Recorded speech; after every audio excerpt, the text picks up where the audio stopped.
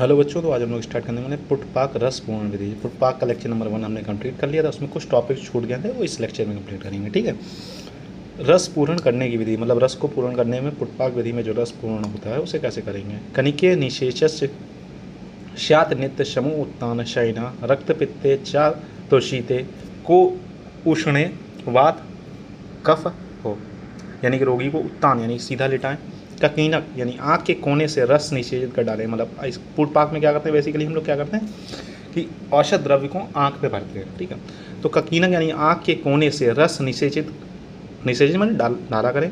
रक्त एवं पित्त जनित नेत्र रोगों में तर्पण या पुटपाक से निकाले गए रस को शीतल अवस्था में नेत्र में डालें। अगर रक्त से रिलेटेड कोई डिसऑर्डर है या पित्त से रिलेटेड कोई डिसऑर्डर है तो आपको उस रस को शीतल की अवस्था में नेत्र में डालना। लेकिन अगर वात और कफजन्य नेत्र रोग, अगर वात और कफजन्य नेत्र मतलब आई डिसऑर्डर्स है तो उसमें आपको औषधि को उष्ण यानी गुनगुना ही प्रयोग करना चाहिए। ठीक है, अत्यधिक उष्ण एवं तीक्ष्ण रस पूर्ण से दुष्प्रभाव। अब बहुत ज़्यादा आप गर्म इस्तेमाल कर रहे हैं, रस आपने ले लिया, मतलब जो औषधि का जो द्रव फॉर्मुलेशन ले रहे हैं, मतलब लिक्विड फॉर्मुलेशन, अगर वो बहुत ज़्यादा गर्म है या बहुत ज़्यादा तीक्ष्ण है तो उसका क्या आपके नेत्र पर दुष्प्रभाव होगा। बहुत गर्म या उष्ण तेज रस डालने से निरंतर नेत्र में दाह मतलब जलन होगी और पाक, सूजन और घाव भी उत्पन्न हो सकता है। ठीक है, हो सकता है आपकी आँख जो है आँख पक जाए या आँख में जलन तो बहुत ज़्यादा। अत्यंत ठंडा या अलुप्त रस डालने से अगर बहुत ज़्यादा ठंडा भी डाल रहा है तो क्या प्रॉब्लम हो सकती है। नेत्र की गतिशीलता बाधित हो जाए, मतलब नेत्र का प्रॉपर मूवमेंट नहीं होगा कि स्तंभन करेगा ठंडा जाके। ठीक है, नेत्र में वेदना दर्द भी हो सकता है, घर्षण जैसा महसूस होना, क्योंकि बहुत ज़्यादा मतलब अगर ठंडा कुछ भी अगर आप नेत्रों में बहुत ज़्यादा जाएगा तो ऐसा लगेगा कुछ मतलब कंकड़ सा नेत्र के अंदर चला गया, इस टाइप का लगेगा आप लोगों को।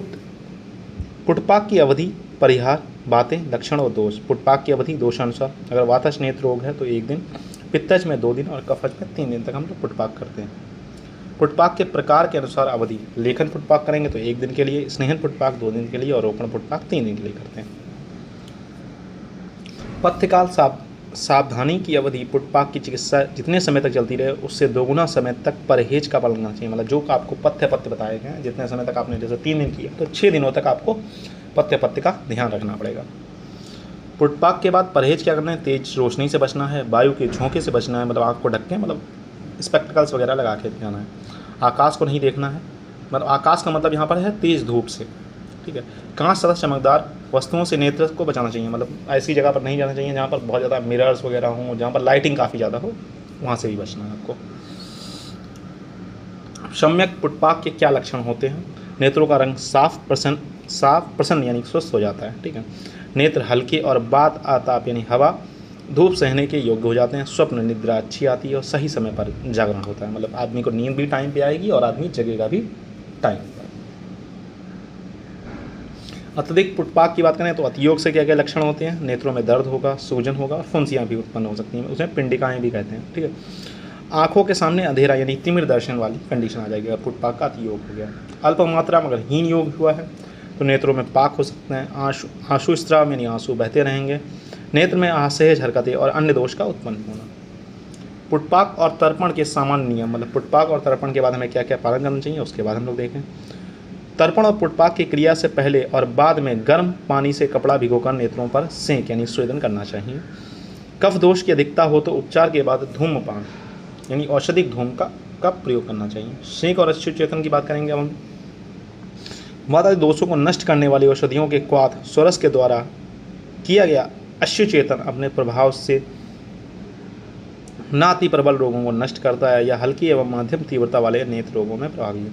मतलब शेक और अश्रुचेतन हम लोग उन रोगों में करते हैं जो ज़्यादा मतलब बहुत ज़्यादा कॉम्प्लिकेशन नहीं है, तो उस समय आप आँख को सेंक के और अश्रुचेतन करके एवं यथानुसार प्रयुक्त शेक बलवान रोगों के, अगर बहुत ज़्यादा आपको फॉर्मुलेशंस ऑफ ड्रग्स अगर आप इस्तेमाल करते हैं अलग अलग, तो फिर हाई डिसऑर्डर्स को भी क्योर करने में अश्रुचेतन की, अगर हम लोग अश्रुचेतन और शेक के भेद तो स्नेहन है, लेखन है, रोपण है, मतलब जो पुटपाक के भेद थे वही एग्जैक्टली इसके भी भेद।